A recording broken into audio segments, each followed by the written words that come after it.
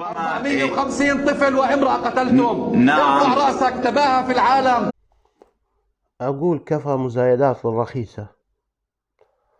فأنتم قتلتم من شعب إسرائيل ألوف، هجرتم أصحاب الأرض عن تاريخه، وحاصرتم هذه الأرض ببنادق ومراوح ودروع. كفى تدليس للتاريخ يا عرب ويا سوريين ويا فلسطز ويا مصريين ويا كل من ينطق بلغة الضاد لغة العروبة.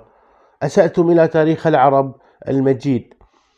أفخاي أضرعي وجيش الدفاع لم يقتل طفلا ولا عروسة، بل أنتم من تعديتم في طوفان الخزي والعار العتيد.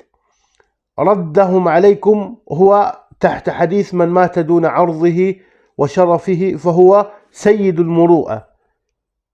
جيش إسرائيل شعب عظيم.